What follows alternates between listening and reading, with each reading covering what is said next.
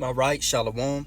I want to start out by giving all glory and praises to Yahweh, by Hashem, Yahweh Shai, by Hashem, Rakakwadash. Double honors to the elders and apostles for teaching us this truth, and blessed to the brothers pushing the word throughout the four corners. On the brother Karab for the GMS Memphis Camp. Hey, peace and blessings, man. Peace and blessings to the elect scattered throughout the four corners of the earth. On the brother Karab from the GMS Memphis Camp, pretty much coming at you, man, with a lesson, pretty much going into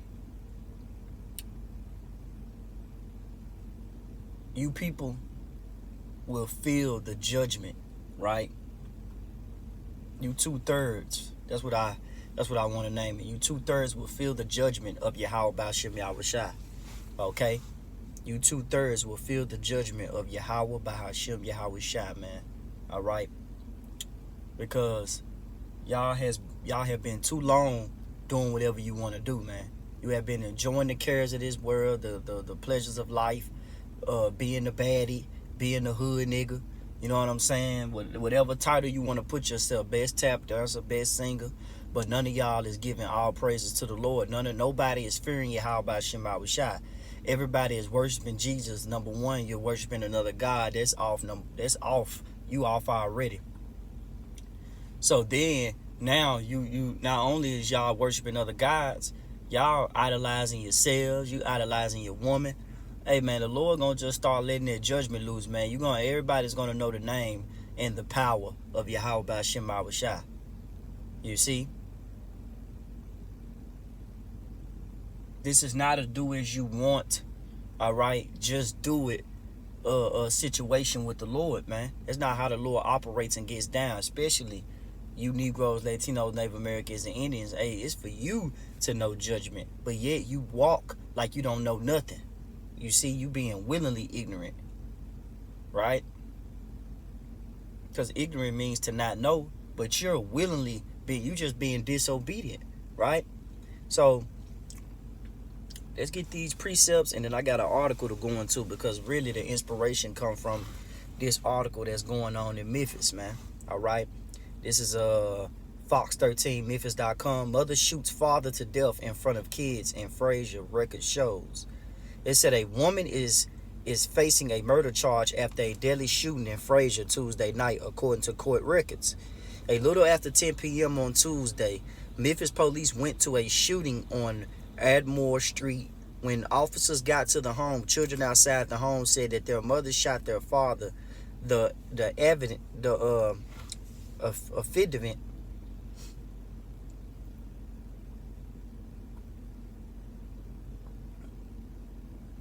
affidavit reads, officers went inside the home and found, I think it's Elita, right, in the kitchen, and Terrence lying on the ground, shot to death, right? She told officers that she was fighting her husband over the gun and it went off, record showed. But she was sent to the hospital due to her complaining about shoulder pains and was later taken into custody. Investigators spoke to a child at the scene, and they told them that Terrence, the guy, the father, was fighting with their mother, and the woman, being over some keys. The argument then escalated to Bean grabbing a knife and trying to stab the man in the kitchen. Whew. The child also told investigators the husband got the gun instead and gave it to Alicia Bean, telling her to shoot him. Record showed. When the examiners saw the man's body, he had a deep cut to his right middle finger and a cut to a left forearm. Investigators also saw a large knife in the garbage can in the kitchen and 3 shell casings that belonged to a 9mm handgun, records showed. So she was charged with second-degree murder, and her court date, whatever. We ain't gonna get into all that, but pretty much that article is crazy, man. And the reason why I say that through the spirit, because man, this is real. I have encountered this person before, So for this to happen after I done just, kind of just 3, 4, 5 days or a week ago done talked to this person, then they, pretty much this will show forth. This the effect, man. And no matter who you know in this world, no matter who you think you cool with, the Lord ain't cool with them. That's what you learn, man. All right, they ain't worshiping Yahweh Shema Shai and keeping the commandments, man. You see, this is a wake up call, man, because more judgment, more heavy judgment is coming. Let's go ahead and get Amos 9 and 10. All the sinners of my people shall die by the sword, which say the evil shall not overtake nor prevent us, man. You see, judgment is going out, man. A lot of our people is going to go out by that sword, man. Sword is a killing instrument. The killing instrument today, back then, was swords. The one present time today is handguns and and Dracos and all that stuff, And guess what? You Negroes, Latinos, Native Americans, and Indians, hey, you're the ones that's pretty much getting judged the most, right? They say Memphis is the most dangerous city, man. Ain't no wonder why. It's spiritually named after the Egypt, it's pretty much named after the city in Egypt. Ain't what a coincidence, man. You see? Same spirit. All right? And we in captivity, and guess what? The love of many are waxing cold. All right? The love of many are waxing cold, and you starting to see that. It says, this is Amos 9 and 10 in the NLT. But all the sinners will die by the sword. All those who say nothing bad will happen to us. And that's how our people move, man. They think nothing is bad is going to happen to them. They think they're not going to pay for their actions, man. You think you're going to disrespect the Lord and still walk upon the earth? You think you're going to call the blood of Yahweh Shai and say, let the blood be upon our children? You think you're going to walk the face of the earth, man? Whew. These are the same people that gave up the Lord, man. And begged him and cried for him to be put to death. All because of the wisdom and knowledge, man.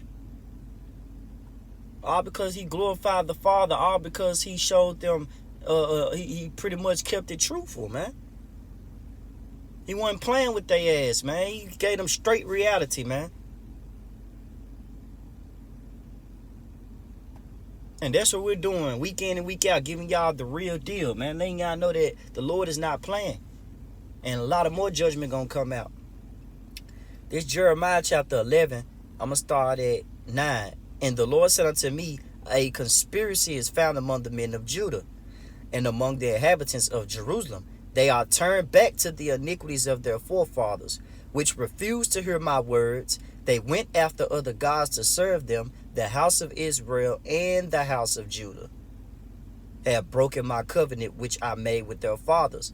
Therefore thus said the Lord, behold, I will bring evil upon them, which they shall not be able to escape. You see? They're not going to be able to escape this evil, man, that the Lord is about to bring. You thought you done seen what type of monster could do this, right? You thought that, hey, this article, hey, that's just potatoes, man. Imagine this happening on a larger scale with no police, just straight purging out here, man. Hey, it's going to get crazy. And that evil that the Lord is bringing is Jeremiah. Let's get it. It's Jeremiah 30 and 7. This is that evil, that great evil the Lord is bringing.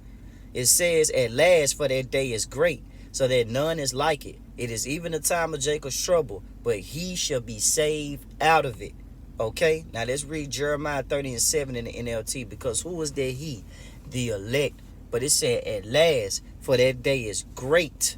It's explaining the pretty much, man, that's the it's gonna be a high level of wickedness in that day, man. It's gonna break the scale, man. People, you thinking you can say you can do whatever you want. Hey, you're gonna be able to really exercise that right during Jacob's trouble, man. Hence, you look at the movie World War Z. When any catastrophic worldwide crazy event happens, pretty much everybody try to look for their government or try to look for the police, the first responders to pretty much aid them, and they're not. You see? This Jeremiah 30:7 in the NLT. In all history, there has never been such a time of terror. That's why that day is great. Because all these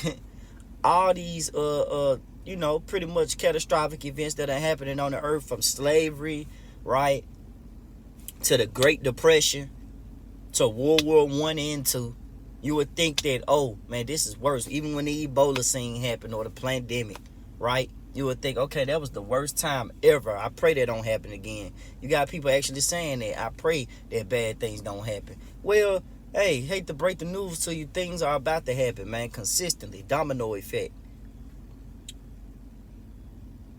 This is Jeremiah 30:7 in the NLT. In all history, there has never been such a time of terror.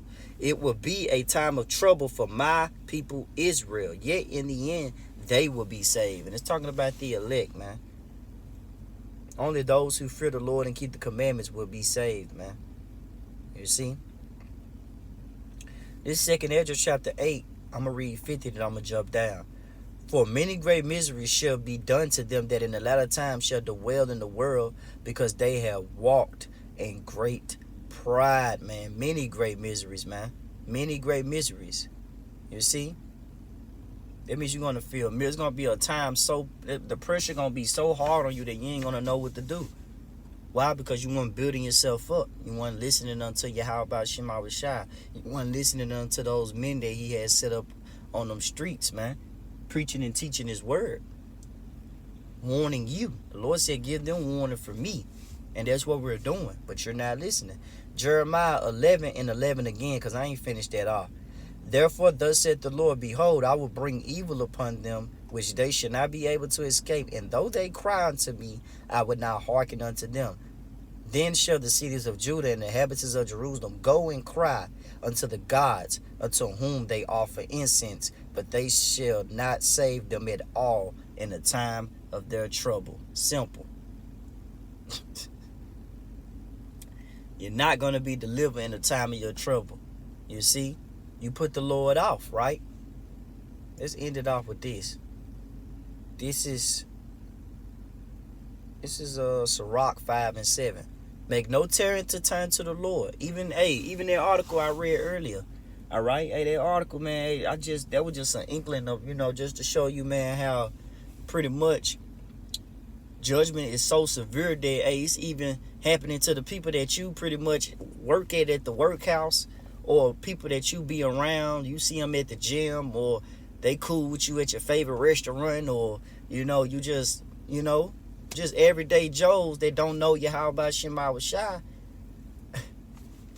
It's like the judgment is happening, and it's like it's a wake up call to you, because it make you be like, man, like the Lord don't really have no respect to persons. That's scary. That's why you got to fear the Lord, man. Fear Yahweh Shema Rashai. Like I said earlier, you might be cool with them, but the Lord ain't cool with them. And he'll reveal it unto you. And what's the reveal? If they're a Negro, Latino, Native American, Indian, they were supposed to be worshiping Yahweh Shema Rashai and keeping the commandments, man. That's their only duty. And if they ain't doing that, then they get put to death, right? Sirach 5:7. Make no tarrying to turn to the Lord, and put not off from day to day. For suddenly shall the wrath of the Lord come forth, and in thy security, in your own home, right? Hence that article that I just read, in their own home, where they supposed to be secure and happy, a death done occurred. And it says, shall the wrath of the Lord come forth, and in thy security thou shalt be destroyed and perish in the day of vengeance. All right? And that day of vengeance is surely approaching, man, because this is the year, right, of our Lord getting busy, bro. Okay? That's all that I have. Shalom.